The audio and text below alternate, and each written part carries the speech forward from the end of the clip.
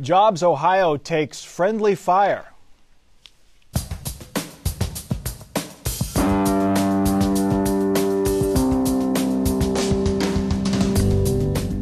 From the Battelle studio at WOSU at COSI, this is Columbus on the Record. Joining Mike Thompson this week, Jackie Borchert, State House reporter for the Dayton Daily News. Kathy Kandinsky, State House reporter for the Columbus Dispatch. Joseph Moss, chairman of the Ohio Hispanic Coalition. And Mike Miller, attorney and former Franklin County prosecutor. For 2 years, Democrats have criticized Governor Kasich's new development agency, Jobs Ohio. Jobs Ohio gets public money, proceeds from state liquor sales, but it is privately run and it gets some private money. Jobs Ohio says as a private agency, it does not have to share all of its records. To quote Governor Kasich, that's where it gets complicated.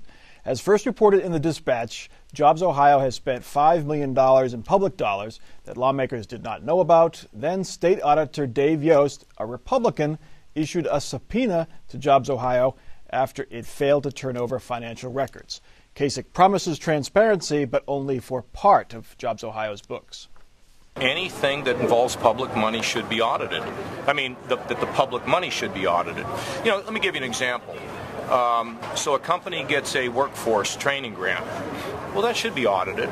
But you don't want to go in and audit the private books of private industry by the auditor. That's beyond his authority.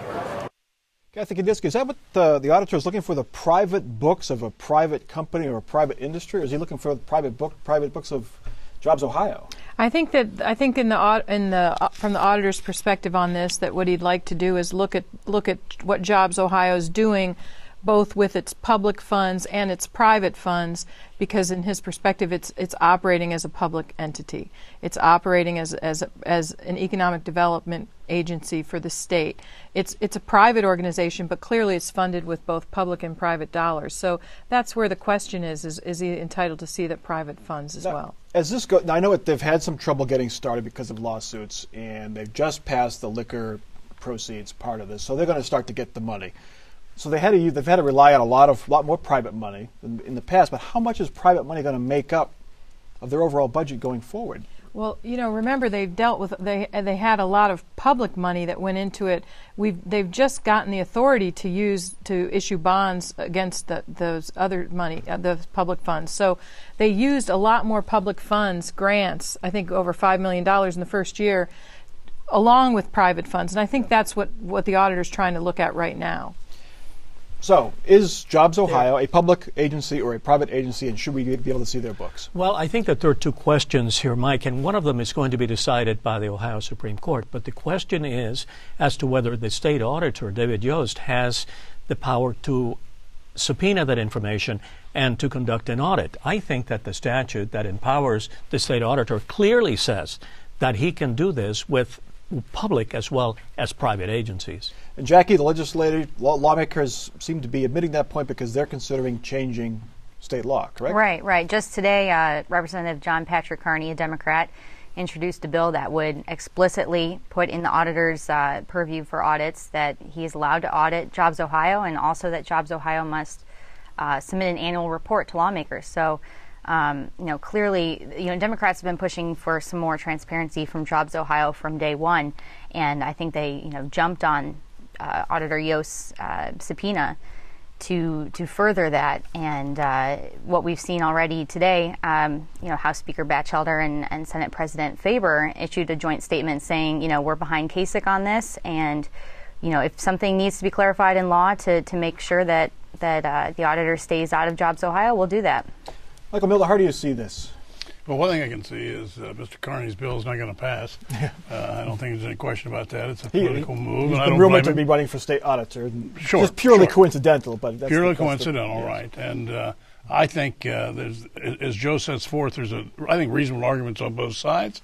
I think it'll end up in the courts, and they'll decide whether or not they have the power. I think the governor, as he just said on your filmed interview, he says you can audit the public monies, but you can't audit the section that's private monies. And it's somewhat of a problem. It's a conundrum, I suppose. And I know some people think that he has the right to do any private as long as he's got any public funds, and others don't. So I think the courts will have to decide it. It seems like it would be a problem if you now go back to the General Assembly and you're saying take the power away from the state auditor so that the state auditor cannot do what the governor doesn't want him to do. It seems to me that that is politically a dangerous path. And, go back to what's the whole purpose of this? What's the whole purpose of these audits? Is to make sure that public funds are being spent properly. I think it's kind of difficult in a situation like this where you have a mix of public and private dollars to pull them apart and not look at them in the whole to get an accurate picture of what's going on. It just seems problematic to me. It was a private audit by KPMG that found that $5 million that the Dispatch reported that apparently lawmakers did not know that Jobs Ohio had spent an additional $5 million. So the audit catches this stuff. That's right. And you had reporters calling a variety of legislators, and in fact, they did not know. So where does this go from here? I mean, Jobs Ohio, how much of it will eventually be public? I mean, the Kasich administration says we cannot recruit companies if they feel that all of their dealings with us are going to be private. Correct, Jackie? That's the main reason why he wants to keep this on the down low. Right. That was the whole point behind, creating this separate agency so that you don't have, I think they listed like pressures from, so that these companies wouldn't feel any sort of public pressure as they're making their decision whether to move to Ohio or expand operations. But I think that this case shows that I think lawmakers are going to call for a little bit more transparency, at least in the public dollars that are used. And again, I think the courts will have to decide whether, bonding against the publicly collected dollars, if that constitutes worthy of being open for examination. Michael Miller, you've been an attorney, you've been a prosecutor. There's been no allegations of any kind of wrongdoing here at all.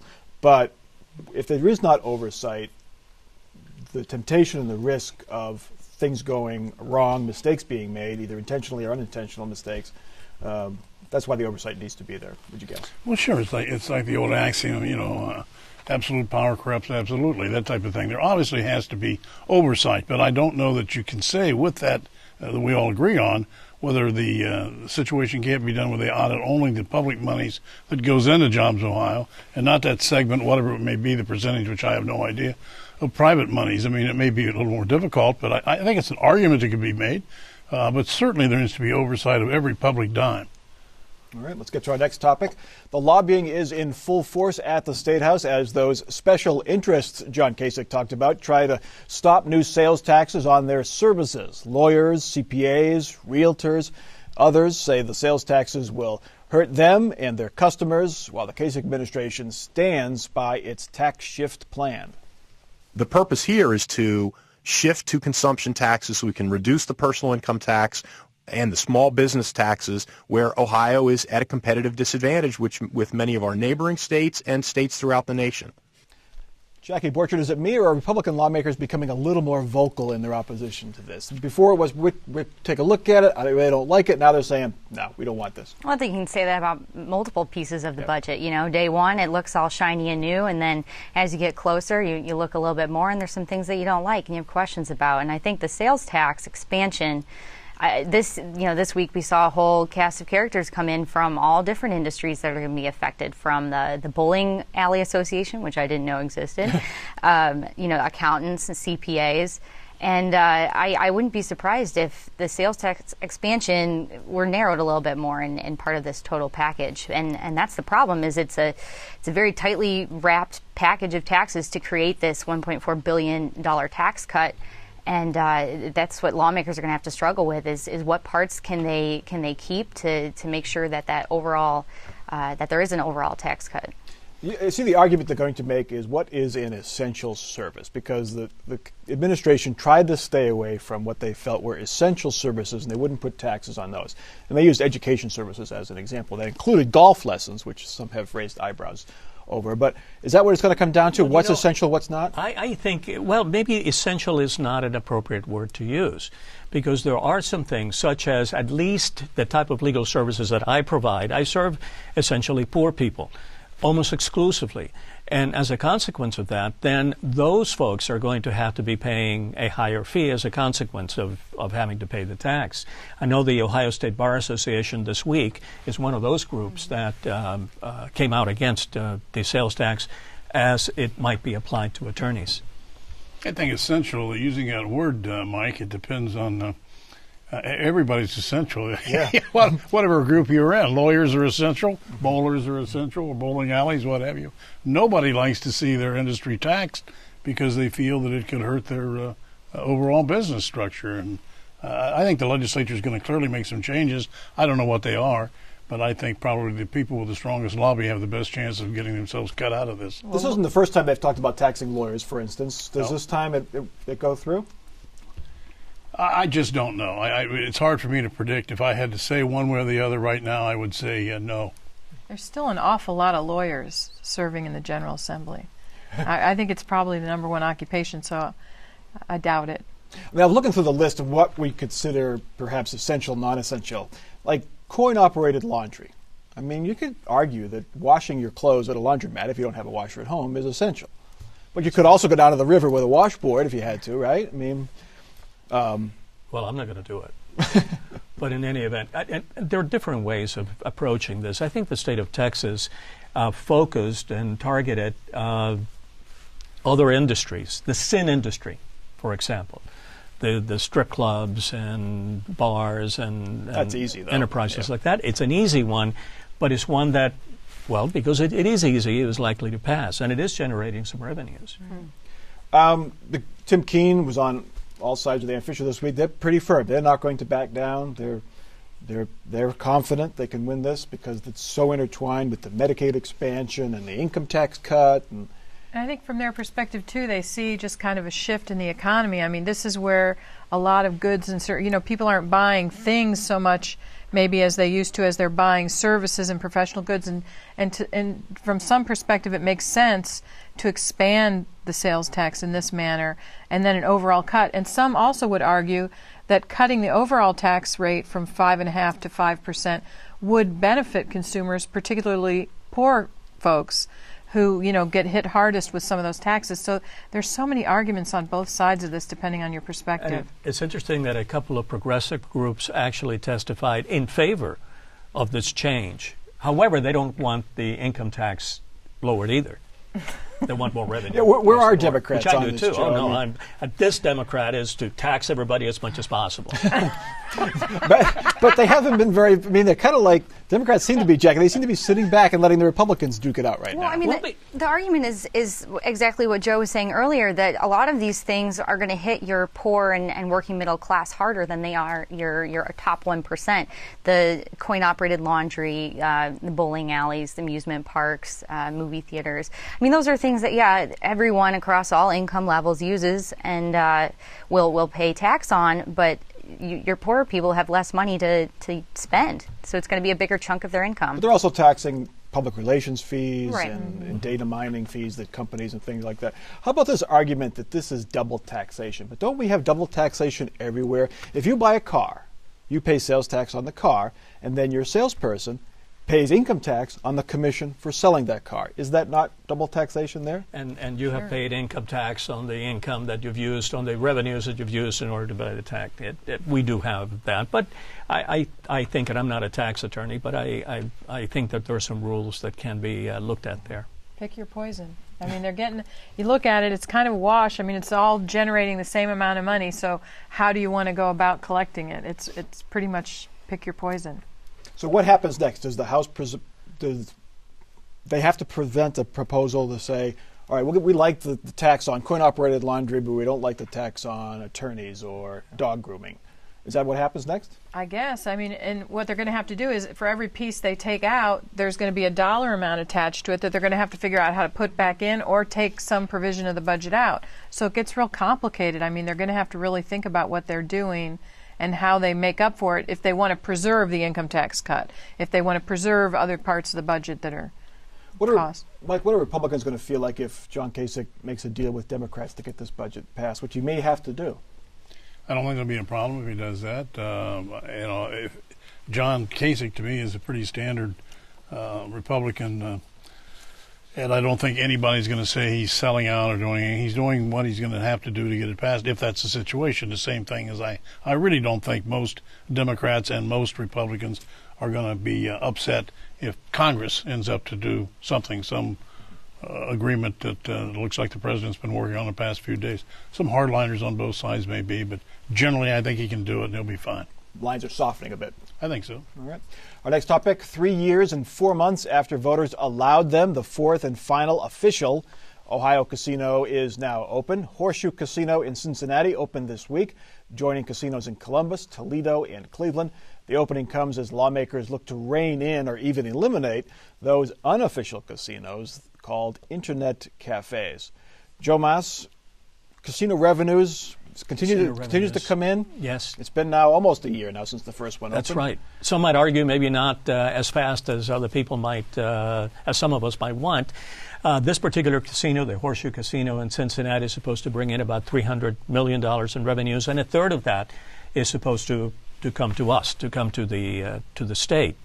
And the problem is, just like there's going to be more competition to and from the Indiana casinos and casinos everywhere else, we also have created more competition within the state of Ohio with the racinos and also the internet cafes, so that people are spending money on those activities as opposed to anything else. And the argument now that is being advanced by the Attorney General, by Mike DeWine, is that the internet cafes are sites where you can have money laundering and prostitution and things of this nature.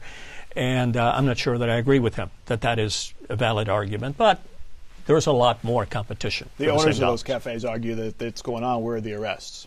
They haven't really seen it, that many arrests, if any arrest of, That's correct. If they want to set investigators in or have undercover officers, whatever, they can do that. So what's driving the fight against the internet cafes? These are sweepstakes cafes. Apparently you go in and you buy a phone card, you play what looks like a slot machine, but it's not really a slot machine, and you can possibly win some money. Is it the gambling opponents that are opposed to this? Is it regulators, or is it the big casinos who don't want the competition? It's all of it. Yeah. And then you've got law enforcement who share the Attorney General's concerns. You've got faith groups that are, concerned with increase in gambling, and it's interesting to see them all line up behind this crackdown, because they have completely different interests, but they all converge. Yeah, I agree with that. I think the government really does have a concern about following the monies that are generated for tax purposes and so forth.